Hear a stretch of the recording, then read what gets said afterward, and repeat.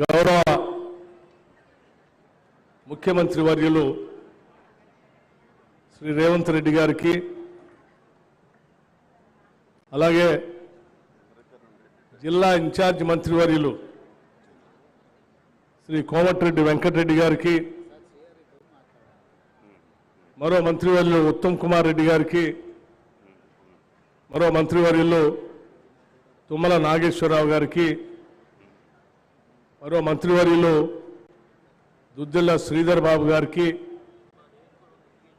మరో మంత్రివర్యులు పొంగులేటి శ్రీనివాసరెడ్డి గారికి మరో మంత్రివర్యులు కొండా సురేఖ గారికి మరో మంత్రివర్యులు సీతక్క గారికి నాతోటి మరో మంత్రివర్యులు పొన్నం ప్రభాకర్ గారికి నాతోటి శాసనసభ్యులు భద్రాచలం శాసనసభ్యులు తెల్ల వెంకట్రావు గారికి పాయం వెంకటేశ్వర్ల గారికి నాగరాజు గారికి కోరం కనకయ్య గారికి రాగమయ్య గారికి ఆదినారాయణ గారికి పొడెం వీరయ్య గారికి మరో శాసనసభ్యులు మిత్రులు కోనంనేని సాంబశివరావు గారికి బలరాం నాయక్ గారికి అట్లాగే వేం నరేందర్ రెడ్డి గారికి వేదిక మీద ఉన్నటువంటి ఇతర మిత్రులకి పెద్దలకి ముఖ్యంగా ఈనాటి ఈ ప్రభుత్వ కార్యక్రమంలో భాగంగా ఇందిరమ్మ ఇళ్లకు సంబంధించి లబ్ధిదారులుగా ఇక్కడికి వచ్చేసినటువంటి లబ్ధిదారులందరికీ పాత్రికేయ మిత్రులకి వివిధ రాజకీయ పార్టీల నాయకులకి అందరికి కూడా ముందుగా నా హృదయపూర్వకమైనటువంటి నమస్కారాలు. నిజంగా ఈ రాష్ట్ర చరిత్రలో ప్రత్యేక రాష్ట్రం ఏర్పడిన తర్వాత సువర్ణాక్షరాలతో పేదవాళ్ళందరూ కూడా రాసుకొని గుర్తుంచుకోదగినటువంటి రోజు ఇది. సాక్షాత్తు భద్రాచలం శ్రీ సీతారామచంద్ర స్వామి వారి సన్నిధిలో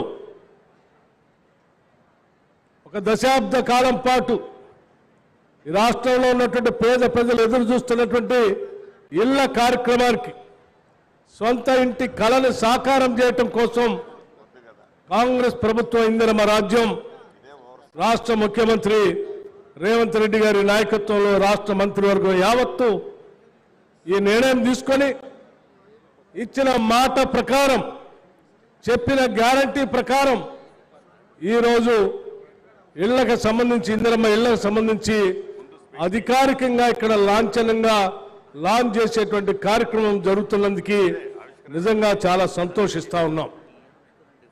అంతేకాదు ఆనాటి గత ప్రభుత్వాల హయాంలో కట్టినటువంటి ఇళ్లకు సంబంధించి కూడా ఆ ఇంటికి సంబంధించినటువంటి పత్రాలు పొందకుండా దశాబ్ద కాలం ఎదురు చూస్తున్నటువంటి లబ్ధిదారులకు కూడా ఆ పత్రాలు అందించే కార్యక్రమం కూడా ఈరోజు పెద్ద ఎత్తున తీసుకుంటున్నటువంటి సందర్భం.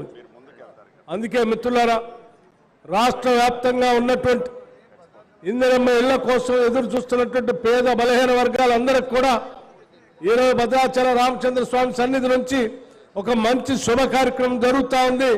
అందరికీ ఇళ్లు రాబోతున్నాయనేటువంటి ఆనందాన్ని సంతోషకరంగా ఇక్కడ సభా వేదిక నుంచి వ్యక్తపరుస్తూ ఉన్నాం.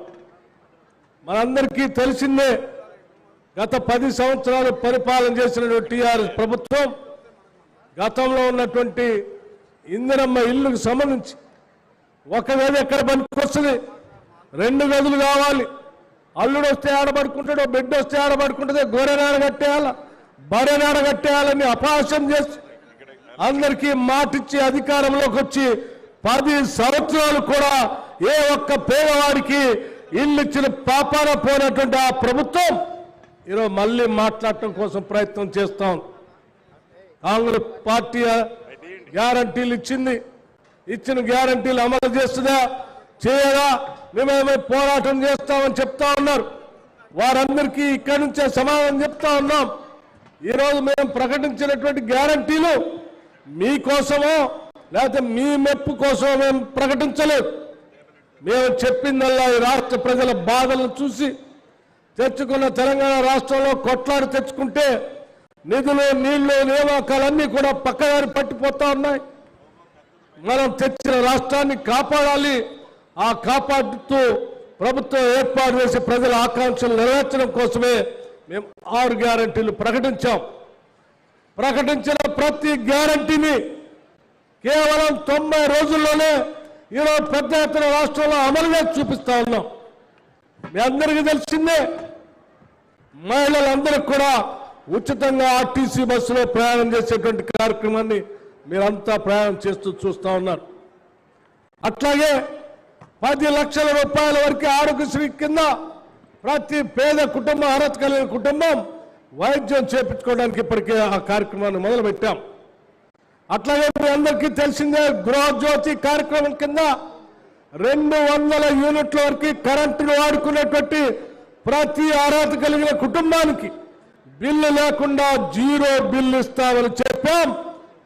మేము స్పష్టంగా మార్చి 1వ తారీఖు నుంచి దీన్ని అమలు చేస్తా ఉన్నాం. అట్లాగే 500 రూపాయలకే, కేవలం 500 రూపాయలకే గ్యాస్ సిలిండర్ ఇస్తామని చెప్పాం. మేము స్పష్టంగా దాన్ని అమలు చేస్తా ఉన్నాం. అదే స్థాయిలో ఈరోజు ఇక్కడ నుంచి ప్రతి శాసనసభ నియోజకవర్గానికి కనీసం 3,500 ఇళ్లకు తగ్గకుండా ఇందిరమ్మ ఇళ్లకి ప్రతి ఇంటికి 5 లక్షల రూపాయలు శాంక్షన్ చేస్తున్నటువంటి కార్యక్రమాన్ని ఇక్కడ నుంచి ప్రారంభిస్తా ఉన్నాం. ఈ రాష్ట్రంలో ఉన్నటువంటి లబ్ధిదారులందరూ కూడా దీన్ని పొందవచ్చని కూడా చెప్తా ఉన్నాం.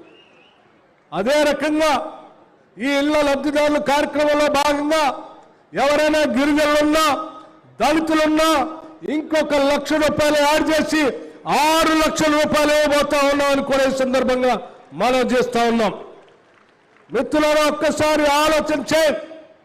మనం పెట్టుకున్నటువంటి బడ్జెట్లో అది కూడా ఓట్ ఆన్ అకౌంట్ బడ్జెట్ పెట్టుకున్నాం. ఇంకా పూర్తి స్థాయి బడ్జెట్ పెట్టుకోలేదు. చెప్పిన మాటల ప్రకారం నిలబెట్టాలనే ఆలోచనతో మనం ప్రవేశపెట్టినటువంటి ఓట్ ఆన్ అకౌంట్ బడ్జెట్లోనే 7,740 కోట్ల రూపాయలు ఇళ్లు కట్టడానికి బడ్జెట్లో నిధులు కేటాయించి అధికారికంగా ఈరోజు లాంఛనం చేస్తున్నాం. ఇదేదో తూతూ మంత్రంగా ఆషామాషిగా చేస్తున్న కార్యక్రమం కానే కాదు. గత ప్రభుత్వాలు చెప్పినట్టుగా రూపాయి కూడా బడ్జెట్లో కేటాయించకుండా 10 సంవత్సరాలు మేము డబుల్ బెడ్రూమ్ ఇల్లు ఇస్తామని చెప్పి ఆశ పెట్టి ఎవరికి ఇల్లు ఇవ్వనటువంటి ఆ చరిత్ర కేవలం 90 రోజులు కాకుండానే చెప్పిన మాట ప్రకారం బడ్జెట్లో 7,740 కోట్ల రూపాయలు కేటాయించిన మాట తప్పకుండా ప్రతి శాసనసభ నియోజకవర్గానికి 3,500 ఇళ్లను కేటాయిస్తూ అధికారికంగా చేసేటువంటి ప్రభుత్వం ఈ ప్రభుత్వం. ఇందిరమ్మ రాజ్యానికి టీఆర్ఎస్ ప్రభుత్వానికి ఉన్న తేడా ఈ ఒక్కదానితోనే స్పష్టత వస్తా ఉందని చెప్పి మీ అందరికీ నేను సవినయంగా మనవి చేస్తూ, ఇక్కడ లబ్ధిదారులకి అట్లాగే పేదవాళ్ళందరికీ, ఇల్లు లేనటువంటి వాళ్ళందరికీ ఇల్లు కావాలని కోరుకునేటువంటి అందరికీ విజ్ఞప్తి చేస్తా ఉన్నాను. దయచేసి ఈ ప్రభుత్వాన్ని ఆస్వాదించండి. దయచేసి ఈ ప్రభుత్వానికి కావాల్సిన సహాయ సహకారాలు అందించండి. ఏ పేదవాళ్ళ కోసమైతే కాంగ్రెస్ పార్టీ 6 గ్యారంటీలు ప్రకటించి అనేక రకాలైనటువంటి ఆర్థిక ఇబ్బందులు ఉన్నప్పుడు కూడా ఏ ఒక్కదాన్ని కూడా వదిలిపెట్టకుండా రూపాయి పోగేసి దోబరా ఖర్చులు తగ్గించి చెప్పిన మాట ప్రకారం ప్రతి పైసా ఈ రాష్ట్ర ప్రజల కోసమే ఖర్చు పెడుతున్నటువంటి ఇందిరమ్మ రాజ్యాన్ని ఆశీర్వదించవలసిందిగా మీ అందరినీ నేను విజ్ఞప్తి చేస్తా ఉన్నాను. దయచేసి మీ ఆశీస్సులు, మీ విజ్ఞప్తులు, మీ అభినందనలు ఉన్నంత కాలం ఈ రాష్ట్రంలో పోగేసే ప్రతి పైసా ప్రజల కోసమే ఖర్చు పెడతాం తప్ప పాలకులు దోచుకున్నట్టుగా, గత ప్రభుత్వాలు దోచుకున్నట్టుగా ఈ రాష్ట్ర ఖజానాన్ని దోచుకోనివ్వు అని చెప్పి యావత్ మంత్రివర్గం అంతా కూడా ఈ రాష్ట్ర ప్రజలందరికీ కూడా మాటిస్తా ఉన్నాం. భద్రాచలంలో ఈరోజు ఉదయాన్నే లక్ష్మీ నరసింహస్వామి దేవాలయంలో యాదగిరి గుట్టలో దర్శనం చేసుకొని ఆ దేవుడికి ఇక్కడున్నటువంటి రాముడు వారిని దర్శనం చేసుకొని, అయ్యా ఈ ప్రభుత్వం పేదల కోసం సంకల్పంతో ముందుకు పోతా ఉన్నాం. ఏ ప్రజా సంక్షేమం కోసం అయితే ఇందిరమ్మ రాజ్యం రావాలని కోరుకున్నామో ఆ రావటానికి మీ ఆశీస్సులతో అధికారంలోకి వచ్చాం. వచ్చినటువంటి ఈ ప్రభుత్వం చిత్తశుద్ధితో ప్రజల కోసం పనిచేయడానికి సిద్ధంగా ఉంది. ఈ చేసేటువంటి కార్యక్రమానికి మెండుగా మీ ఆశీస్సులు కావాలని చెప్పి ఆ లక్ష్మీ నరసింహ స్వామి వారి ఆశీస్సులు, ఈ భద్రాచల సీతారామచంద్ర స్వామి వారి ఆశీస్సులు తీసుకొని ఈరోజు పేదల కోసం ప్రవేశపెట్టినటువంటి ఇందిరమ్మ ఇళ్లని మీ ముందు ఈరోజు ఆవిష్కరింప చేస్తా ఉన్నాం.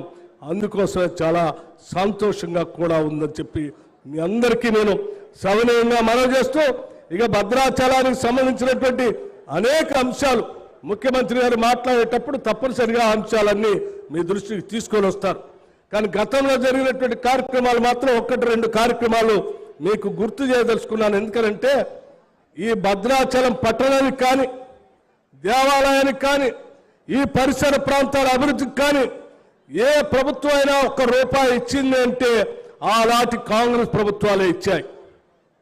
భద్రాచలంలో ఐటీడీఏ పెట్టినా, భద్రాచలంలో ఆశ్రమ పాఠశాల పెట్టినా, భద్రాచలంలో డిగ్రీ కళాశాల పెట్టినా, భద్రాచలం పట్టణానికి మంచినీళ్ళు ఇచ్చినా, భద్రాచలం పట్టణానికి గోదావరి మీద బ్రిడ్జి కట్టించినా, లేకపోతే భద్రాచలం పట్టణానికి ఇంకొక బ్రిడ్జి తెచ్చినా, భద్రాచలం పట్టణానికి కరెంట్ ఇచ్చినా, ఆసుపత్రి పెట్టినా, లేకపోతే భద్రాచలం పరిసర ప్రాంతాలు అభివృద్ధి చేసినా, ఏమి చేసినా ఆనాటి కాంగ్రెస్ ప్రభుత్వాలు చేసింది. ఆ తర్వాత 10 సంవత్సరాల కాలంలో ఇక్కడికి వచ్చి అనేక మాటలు చెప్పి ఒకసారి 500 కోట్లు ఇస్తా అన్నాడు, ఇంకోసారి 100 కోట్లు ఇస్తా అన్నాడు, ఇంకోసారి వచ్చి కరకట్ట కట్టిస్తా అన్నాడు, ఇంకోసారి వచ్చి కుర్చీ వేసుకొని నేను ఈ పని చేస్తా అన్నారు. మాటలు చెప్పారు తప్ప భద్రాచల పట్టణానికి ఏమీ చేయలేదు. కానీ మేము చాలా స్పష్టంగా చెప్తా ఉన్నాం. ముఖ్యమంత్రి గారు చెప్తారు, వారి స్పష్టత చాలా స్పష్టంగా ఉన్నారు. భద్రాచల పట్టణానికి కానీ, ఈ పరిసర ప్రాంతాల్లో ఉన్నటువంటి మిగతా నియోజకవర్గాల అభివృద్ధి గురించి కానీ ఏం చేయాలనేటువంటి ఒక యాక్షన్ ప్లాన్ స్పష్టంగా ఉంది. తప్పనిసరిగా ఆ అంశాలన్నీ మీ దృష్టికి తీసుకొని వస్తాం. చెప్పటే కాదు, చేసే ప్రతి కార్యక్రమానికి కూడా మీ అందరూ ఆశీస్సులు ఇవ్వాలని చెప్పి మనస్ఫూర్తిగా కోరుకుంటూ సెలవు తీసుకుంటున్నాను. జై హింద్, జై కాంగ్రెస్. ఆనరబుల్ డిప్యూటీ సీఎం గారికి ధన్యవాదాలతో మన కళ్ళ ముందు సాక్షాత్కరిస్తున్న పేదల ఆశ